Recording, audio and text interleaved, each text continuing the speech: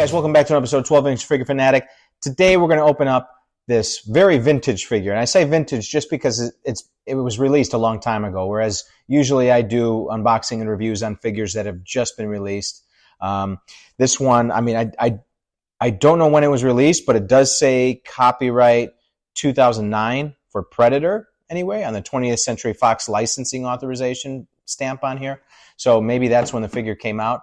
And I'm a little confused because I know there was a remake of the Predator film, and I think it was titled the same as the first Predator film. So I don't know if this figure is based on the first film with Arnold Schwarzenegger or you can't even say remake because it's a completely different plot, but the newer Predator film. But regardless, I will tell you ahead of time also that this was bought used on eBay. So I usually open up new figures. This one is used. So as you see me unboxing it, it may be arranged or packaged differently than when you would receive it brand new. Just a disclaimer there. So let's get this thing opened up.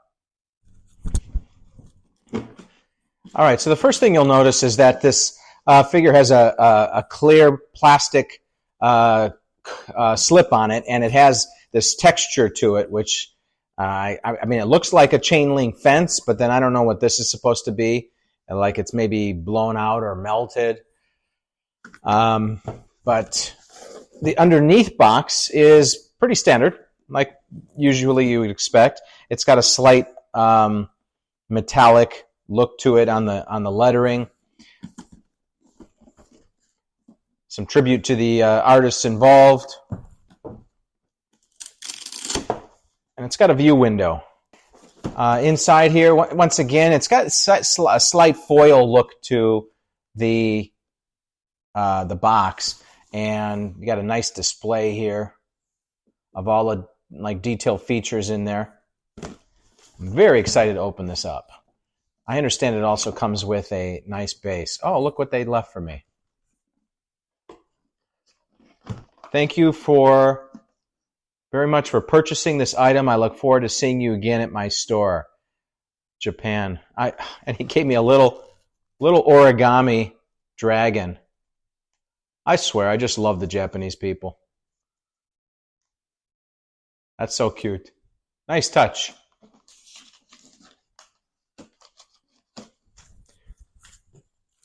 All right.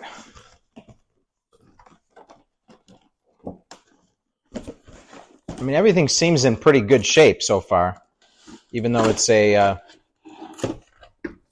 previously unboxed figure.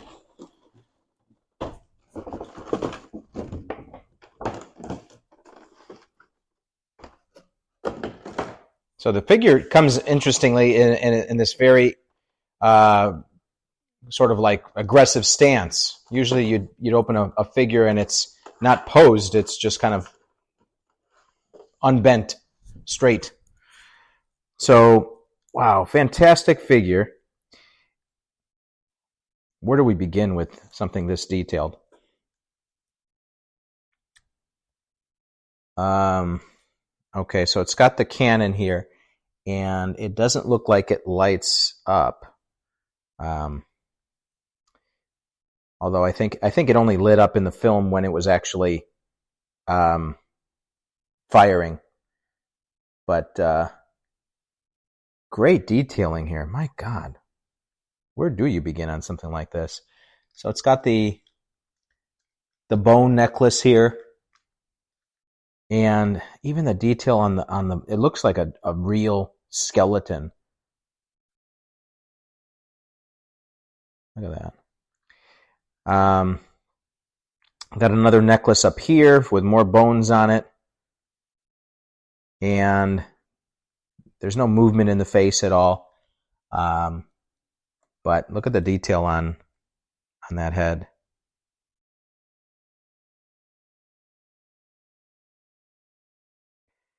I mean, aside from the sculpt itself, the paintwork, every detail on the skin texture and pattern. Very impressed. So this is made out of material, and it looks like a pleather, but it's held up nicely, hasn't cracked at all. And then, so one thing I don't like, and my Predator 2 figure is the same way, is it doesn't have a rubberized or seamless bending mechanism here. Same thing down here. They're not as critical because you've got these cap covers anyway. But for here, it's just kind of an eyesore to see this in what is supposed to be just flush, exposed skin. Here you got the claw, and doesn't look like it retracts. On my Predator 2 one, it does retract. This one doesn't seem to have that action. Let's see the other side here. So the other side, remember, this is the panel where he times the explosives, and that opens up there. You got that. Now, if this actually illuminated, technically they could have done that. If this was all, if this section here, you could have put a battery compartment in here, made the top magnetic for any necessary battery changes, and then maybe had a switch on the side here. You could have made this illuminated, but that probably would have driven up the cost more than Hot Toys was willing to do. So these panels here are just kind of attached via this strap underneath, and I don't think it was like that in the film. But it's got this fishnet across the body as well, right down to the legs. Got a little pouch here. This is made out of plastic. This isn't any kind of fabric.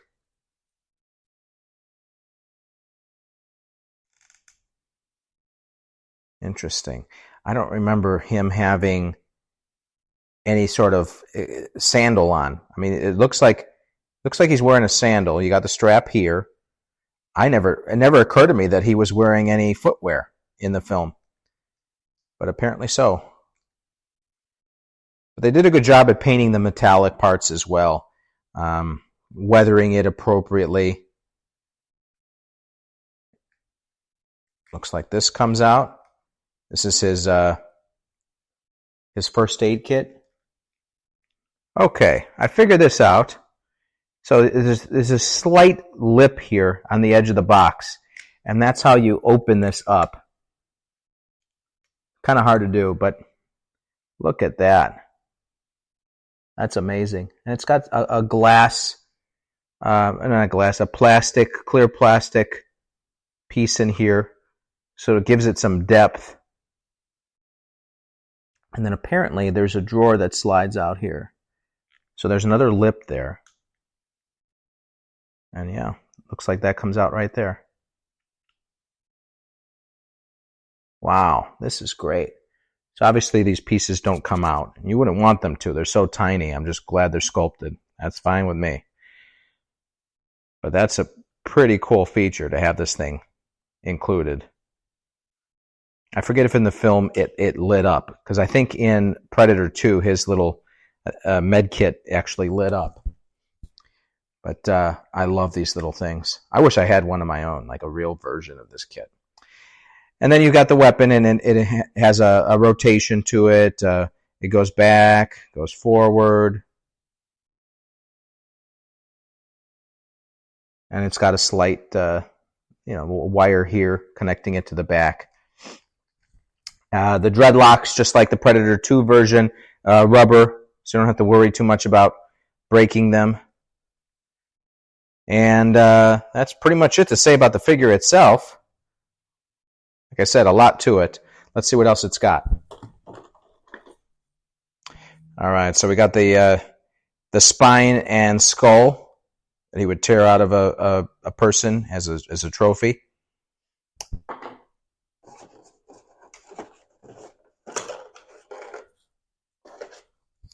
We've got his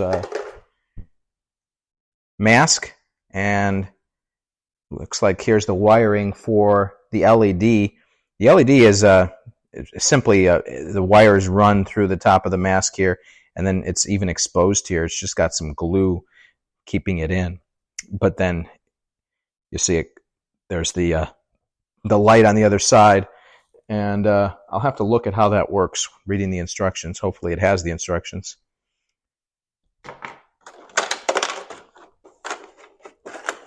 All right, looks like we got some mouths here. Oh, the side of the mouth. No, I thought he looked a little weird. All right, so I got, how are these different? I'm so confused. Okay, one is open, one is closed. Like that? Okay, I'll have to figure that out too. But it's very detailed. It's got a gloss to it. Oh man, this figure is just so great. I mean, even looking at that, the paint job on that, making it just very authentic flesh looking.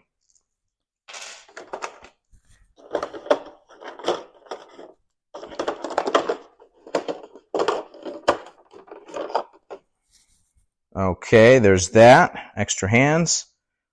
All of them appropriately textured as well. One more fist.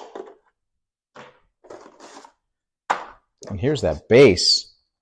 Wow. They really upgraded the figure by including this.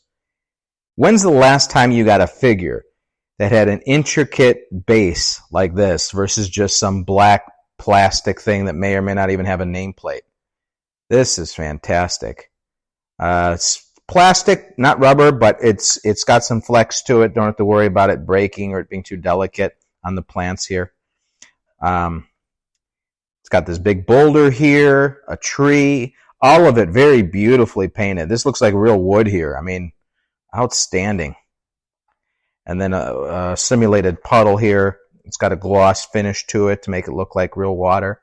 Actually, that might not be gloss. I think, yeah, that seems like it might be actually resin. So they made it, man, you can't really tell from the camera. Yeah, it is resin and perfectly used to make it seem like there's a little bit of depth. So you can see the bottom of the water puddle. Amazing. I love it. And then it looks like the base stand fits right back there, concealed by the rocks, so that's nice. And then it's got these indentations for his feet for the posing. Wow. Okay. Anything else? No, including no instructions. So I'm going to have to figure out this LED feature, and I'll give you my final thoughts after I set this up. Okay, welcome back.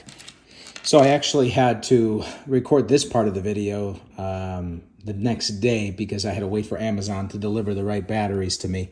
So the battery compartment is in the back here, and I had to put the two batteries in there, and I will say that it is no easy task. And I also didn't have the instructions with this figure, so that's one of the consequences of buying used. But the switch is located conveniently right here, so you don't even have to snap anything off or remove anything in order to access the switch. And so we'll switch it down like that, and as you can see, it lights up very nicely.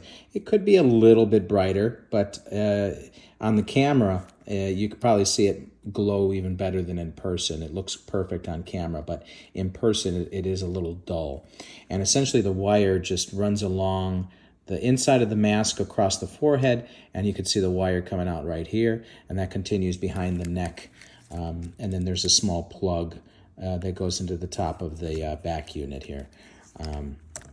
I also didn't get the stand for plugging into the base here, so I got to be delicate posing this figure now.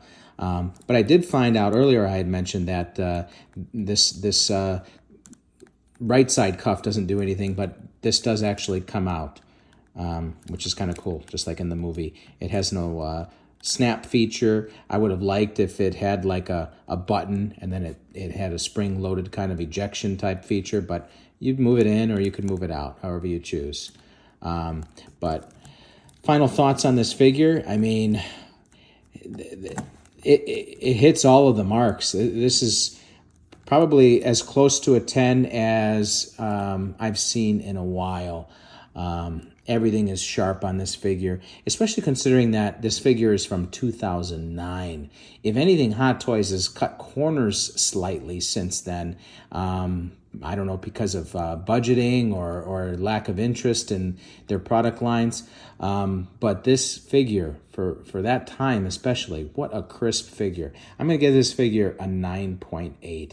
I'm only taking off 0.2 points because this mask is very loose fitting. It easily falls off. I don't even know how it's attached right now, honestly, but it's kind of snugly attached to the head sculpt, but just enough. You've got to fidget with it a little bit. They could have, I don't know, done something. If anything, maybe a concealed strap that goes around through the dreadlocks. I don't know.